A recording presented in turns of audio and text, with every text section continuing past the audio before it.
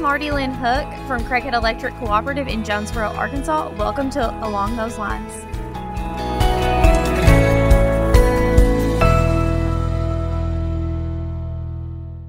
Support for this podcast comes from NRECA Broadband, a specialized service offering that helps electric co-ops succeed in the broadband business. We're leveling the playing field in Washington and positioning co-ops as a crucial force in rural broadband. Hi, everyone. This is a podcast about electric cooperatives, the work they do, and the challenges they face. I'm your host, Scott Hoffman. On April 25th, the Environmental Protection Agency released a major new rule that aims to aggressively cut carbon dioxide emissions from the nation's power plants. NRECA CEO Jim Matheson immediately responded, calling the rule unlawful, unrealistic, and unachievable, and critics across the industry have decried the sweeping 1,000-page regulation as a misguided threat to electric reliability at a time when the grid is already stressed and facing soaring demand from things like new manufacturing, electric vehicles, and data centers. To talk about the rule, its impacts, and how co-ops are working to reverse it, we're once again joined by Ashley Slater, NRECA's Vice President for Regulatory Affairs. And later we'll hear from McLennan, CEO of Minnkota Power Cooperative in North Dakota. Ashley, welcome to the podcast. Thanks for coming on. Thanks for having me. All right, so I want to start with a sort of a high level on what this rule is, and then we can tighten the focus a little bit later. Why don't you give us a rundown on what it is that this EPA power plant rule is and what it's trying to do? So, Scott, we've been at this for a while now. So I want to make clear to our co-op listeners that this is a final EPA regulation. This rule is in effect. Now let me zoom out. This is the centerpiece of EPA's regulatory toolbox to move the utility sector off of greenhouse gas emitting fossil fuels, in this case, coal and gas, towards intermittent renewables, wind and solar, without regard for electric reliability. And EPA gets there by mandating for existing coal and new gas units the adoption of carbon capture and storage technology. And they say that co-ops and other utilities have to capture and store 90%, that's 90% of the unit's carbon emissions by 2032. And if they can't do that, they've got to shift to other generating resources. The problem is CCS is an extremely promising technology. In fact, co-ops are innovators in this space, but it's not commercially viable. And not only is CCS not commercially viable, the vast network of infrastructure required to enable the technology is just not there. So Ashley, what are some of the other sort of top-level worries about the way this rule is written and the impacts it'll have? So as demand for energy is growing in the United States with AI, the onshoring of manufacturing, the electrification of the economy, you've got a federal agency, in this case the EPA, that is pushing policies that force the premature retirement of our workhorse generating assets, coal and gas, without adequate replacement capacity. So we're in a situation where energy is going to be more costly for the communities that co-ops serve, and the grid is going to be less reliable, upping the frequency of rolling blackouts, which we should never have to experience here in the United States. So give us a sense, having read the rule, or at least a lot of it, some of the specific impacts that this rule would have if it was indeed implemented. I know you said that it is, in fact, an active regulation at this moment. If they started implementing and forcing the rules of this regulation on the industry, what are some of the impacts that you see happening? I want to use your question to just double down on the energy being more costly and the grid being less reliable. And I want to double down on the point that you just made, Scott, that this rule is final. So right now, our members are reading through this 1,000+ pages, having to think about how to comply.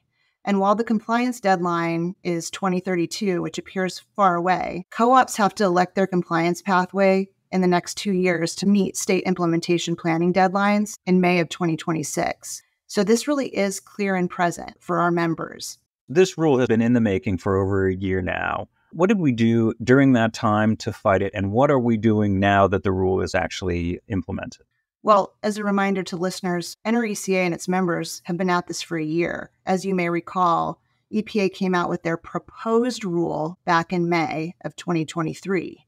We're almost a year later now, where EPA finalized their rule just a few days ago. And unfortunately, EPA didn't make changes to their final rule that really moved the needle for our members.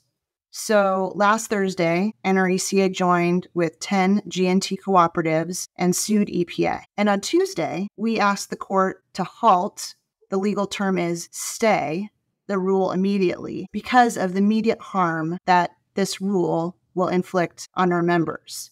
And let me just talk a little bit about the timeline because it's complicated and I just explained a two-step. So first, you have to sue the agency on the merits of the rule. We are saying that EPA violated the tenets of the Clean Air Act, and that was the lawsuit that we filed last week. But because it takes the courts between 18 and 24 months to be able to make a decision on what we call the merits of the rule, we needed to file a stay. And the purpose of the stay is to say, while the courts are going through judicial review, this rule is so harmful to our members, and it's harmful now. We need the court to put a halt on EPA's implementation of this rule. From your vantage point, knowing what you know about how these things usually move, how do you see this playing out in the near term and the long term?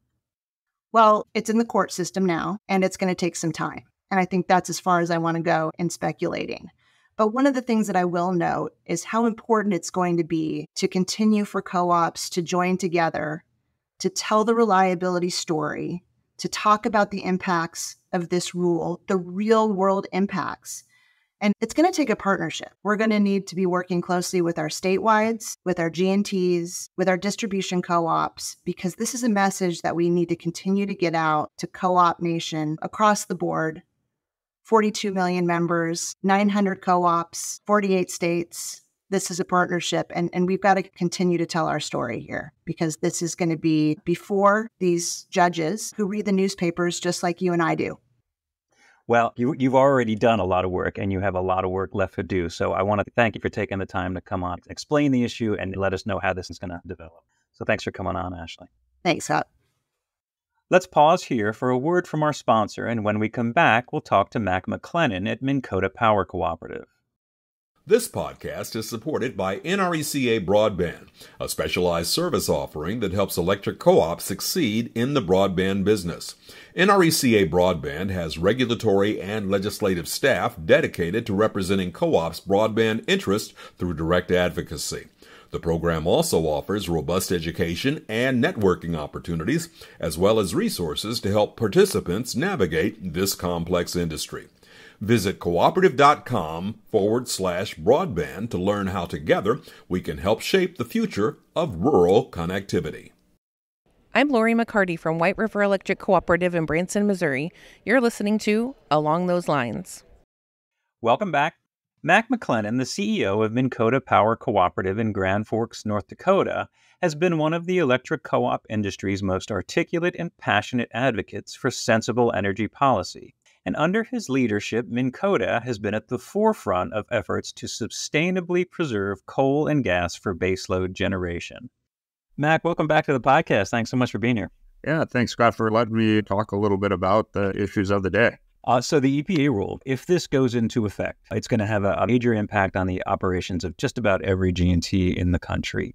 What have you been telling your member co-ops about how it'll affect Minnkota's ability to provide them affordable, reliable power?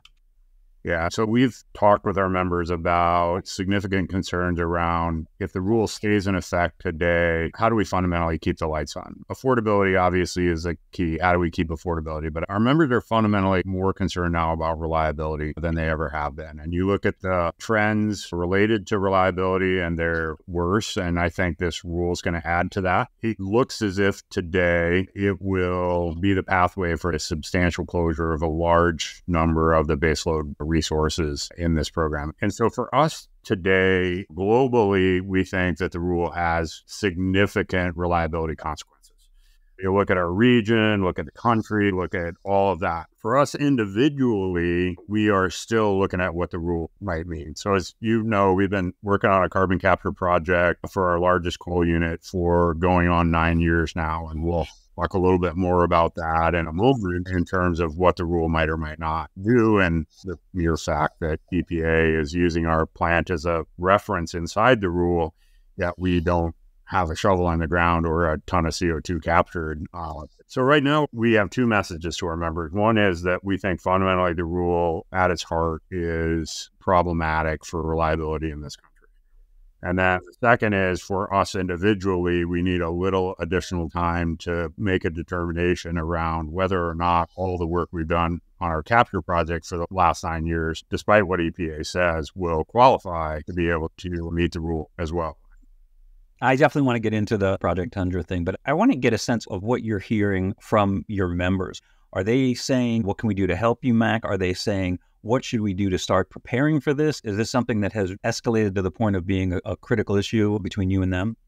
Yes. So we're in the fortunate or unfortunate position. We just came off of our annual meeting knowing that this was going to be one of the topics. So we spent a substantial portion of a day talking with them about what are the consequences of this rule? What is it that we need to be doing associated with this rule? And as you know, Scott, we live in a part of the country that gets extremely cold. So in 2014, 2019, and 2021, when we had significant storms, the last of which was Uri, and you could write a whole book on what happened with respect to that, but we were impacted by that. So 35% of our capacity is already in wind, which when it gets extremely cold doesn't participate. So our members know that when it gets really cold, the only way we've been able to meet our needs and keep the lights on is our coal units. Right. And if you look even at gas, the availability of gas, the performance of gas, pipeline aspects of gas as it gets really cold. And so our members are right now highly supportive of defending in any way we can, leaving our coal units on, not because they're coal units, but because they are what has kept the lights on when it gets really cold, the last three incidents that we've had in the upper Midwest. And as you know, the rule today makes gas, always on dispatchable gas, not an option either. And so right now what our members are telling us is until there is a better alternative and until we can assure ourselves we can keep the lights on, we need to defend the assets we have, which is mainly our coal plant. The EPA is coming at this from what we assume is an ideological point of view. This is what they want to do because this is their dog in the fight. But I don't know if they're getting the sense down to the ground level where your member co-op managers see the people who are immediately impacted when there is uncertainty about whether they can provide power. In a cold snap, what's their message for the EPA? When you take a look at a rule like this and the impact that they know it's going to have on the ground, what are the words they're actually using to describe this? I don't know that they use unlawful, but they will clearly describe to them that this is unworkable, that the ability for us, at least as we understand it today, to be able to keep the lights on, it doesn't work under the way the rule is structured today, timing-wise, technology-wise. And this is a membership, in our case, who has been highly supportive of us spending the last 8 years trying to figure out how to decarbonize our coal units. So this is not a group of individuals who hasn't been highly supportive of us finding solutions. I think what they're saying is the solution, EPA, that you've come up with doesn't work, and that timing on it doesn't work, and the idea that you would use, the research work that we've been doing to try to demonstrate it works as your foundation for the rule is crazy. And they are pretty practical, if you will, around where do we go from here, around pushing back on the rule, right? I don't think you'll find any one of our members who's not supportive of telling people that what EPA has done in this is unworkable. It's going to turn the lights off. It's going to create reliability challenges beyond those that we are already experiencing. I think, Scott, to your point, one of the things that is mind-boggling to my membership, and this is what they will talk about, and it's primarily our message as well, is we've spent 8 years and we have a request in and have been funded by the Department of Energy to demonstrate that this works. So on one hand, I have the U.S. federal government giving me money to demonstrate it works. And on the other hand, a different branch of the U.S. federal government telling me this is technology that's deployable today and will meet your obligation. That's what our members will see, is that we are in a position that we've spent the time to figure this out, And we still don't know if it's going to work. And yet you're saying we should employ it, right? So our members know we've spent 8 years trying to figure it out. And I still can't tell them that our project right now complies. I need to do some additional data development and some work with our state around whether the state would qualify our program under the way EPA has outlined. Why don't we just take a couple of minutes to talk about Project Tundra? We've had you on the podcast before to talk about it in detail, but give us a high-level view of how long you've been working on it, what exactly it is, and how much farther you really have to go before it's provable. To your point, it's been an effort for the last, my staff will tell me, 9 years, set back actually to the Clean Power Plan. So back when the Obama administration had proposed a Clean Power Plan, we made a decision at that point to acknowledge we're going to live in a carbon-managed world. And we're going to acknowledge that we have to fundamentally figure out how to keep the lights on when it gets really cold up here, because our experience is that our coal units were a core part of that. And so we started 9 years ago to work on Project Tundra, which is the ability or capacity to capture carbon in very large quantities. Engineering design is at 95% of the flue gas that will flow through that capture facility. Not demonstrated though, Scott. I mean, that's one of the challenges is EPA is saying we can get to 90 and, we have a design criteria higher than that, but I have no guarantees it's going to work that way until we put it into practice and can run it for a period of time. But it's a project to ensure that at very large scale, we can remove the predominant amount of CO2 that comes out of our coal plants and permanently store that right below our plants. And in North Dakota, we operate under a very different coal type. And so there was a question around whether or not carbon capture would even work on lignite-based facilities and what that might look like. And so we spent quite a bit of time doing work on that. But fundamentally, we are tens of millions of dollars in, close to 80 plus million spent now to even identify, does it work on lignite coal? Can we make the geology work? Can we make the technology work?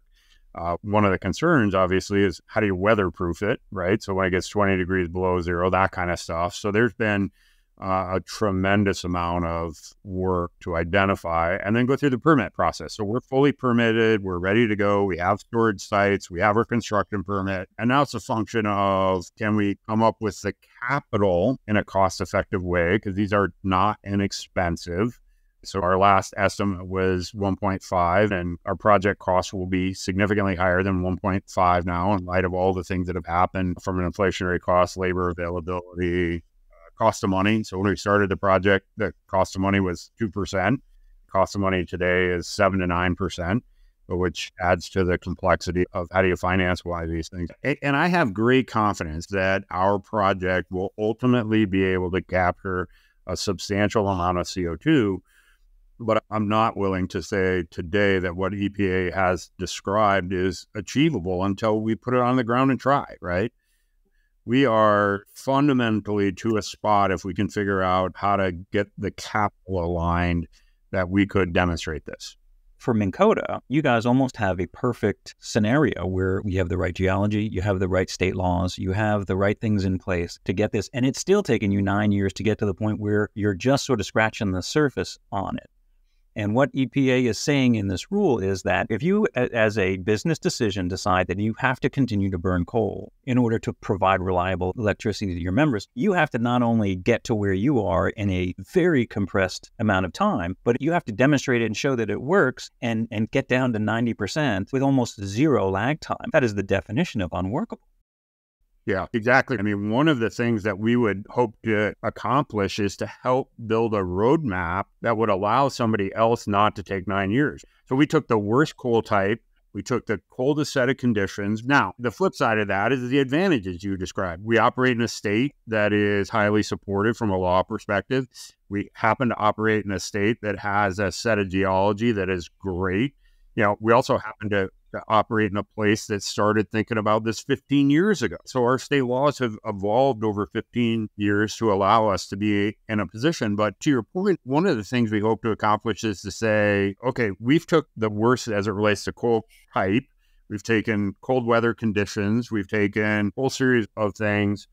How do you work through a permit process to give others a chance so that there isn't 9 years, it's 5. You have to let us execute on that, and you have to let us demonstrate it So it becomes applicable, which is why I think, to your point, at NRECA, the rest of the G&T, us, our membership, that educated individuals are saying, EPA, even if you're right, that ultimately the technology does what it says, the Clean Air Act requires a process that says we demonstrate it first, we put it into place, we allow it to operate, and then we apply it across multiple units.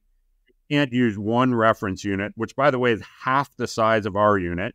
And our units are, in some cases, half the size of some of the largest units in the country that you say you're going to apply this to. Therein is what I would describe as the single largest reason people are challenging this is that EPA, you operate under a framework that we believe you're outside of in terms of how the Clean Air Act has been applied historically. Not necessarily does capturing carbon off the back of fossil-based units ultimately within the purview of EPA. I believe it is, right? EPA versus Massachusetts says you have a responsibility to look at doing so.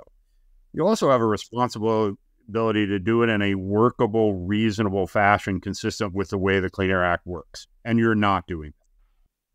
So has Minnkota filed its own lawsuit or a stay? Have you joined a consortium to file a lawsuit against this? What's your strategy on it? What we have done is I filed a declaration of harm that NRECA is using, the state of North Dakota is using. Our lawyers are working with both of those parties about, does it make sense for us to individually? I think we will end up being a named party as we work our way through all of this as well. So right now, Scott, we are prepared that we have had the conversation about, does Minnkota put its own name on, Minnkota versus EPA along with everybody else? Or are we collectively better served by working with the state and groups like NRECA and the Lignite Energy Council and others as it relates to what's the best way to approach that? And so that's under discussion, and we're fully prepared to participate in the way that makes the most sense or adds the most value to the arguments, I guess would be the best way to describe it.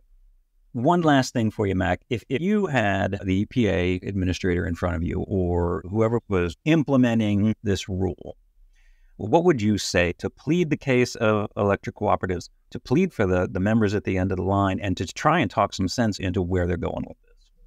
I would say patience. You have to let something like Tundra be successful. It's why it's called a demonstration program. So let us get a few of these in place as it applies to achieving your ultimate goal. So right now, I would say you're putting your goals at risk by not allowing projects like Tundra and serial number 2 and serial number 3 to be able to come into place. And so what I would say more than anything is patience. You need to allow for a few of these to operate before you can apply it, or you fundamentally are going to run the risk that individuals like me who are trying to find solutions to it, on one hand, are working really hard and spending lots of dollars to find a solution. And on the other hand, I'm going to sue you to say you're outside the bounds of the Clean Air Act. And say, look, you got to let us be successful. The motivations are clear. We're not necessarily there to say no to everything. The whole idea is, like you said, with the way your members are pragmatic and practical about this, there's a way to get to where we're going. It's just not by just stomping on the gas and going as fast as you can. Right. And Michael Regan will say, look, well, you have until 2032. I'm thinking, look, if I were brand new and started today, I think because we're not talking about serial number 15, this is not plug and play, right? Every one of these is a different design. Every characteristic looks different. So until we get to serial number 10, and they're much more better defined, these will take a long time. And if you take the permitting aspect of this as well as a several year process, and particularly if you don't have some of the laws that North Dakota have, right? How do you work through some of those pieces over time? You have to have a little patience to get to where you need to be. And you have to listen to people who fundamentally are telling you that what you're doing, not just utilities.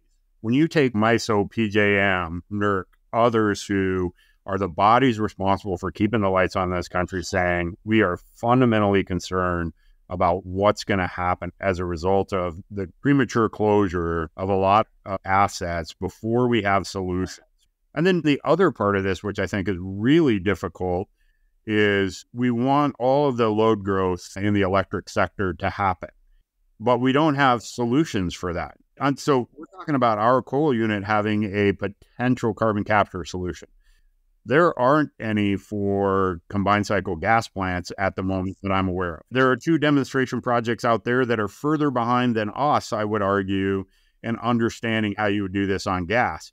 So even if I can make it work for my existing coal units, let's assume that that were the case, I really don't have a solution for everybody who's going to be putting gas in to meet this, what the world appears to think is going to be absolute increased demand in electric use. So I would say, look, you got to let us demonstrate it, and you have to work with the reliability organizations in this country to figure out the time frame for a transition that will allow that to be reasonable and possible, that maintains affordability and reliability, and then gives you the sustainability you're looking for over time.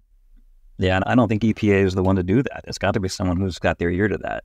So, well, it's incredibly complex, and your perspective and your passion on this is always spot on, Max. I know you've got a full slate of appearances and messaging that you're doing to help us fight this rule. So I want to thank you for taking the time to come on and talk to us and enlighten us about what's going on. Yeah, I appreciate the opportunity to tell this story. I think it's a part of what we have to do, Scott, is go out and talk about. This isn't about whether or not we're trying to find solutions. This is about you've chosen a regulatory path that we think is unworkable at the moment. Thanks, Mac. Thanks, Scott. And thanks to you, our listeners, and to our sponsor, NRECA Broadband. For more on this and other podcasts, visit us on electric.coop. Until next time, for Along Those Lines, I'm Scott Hoffman.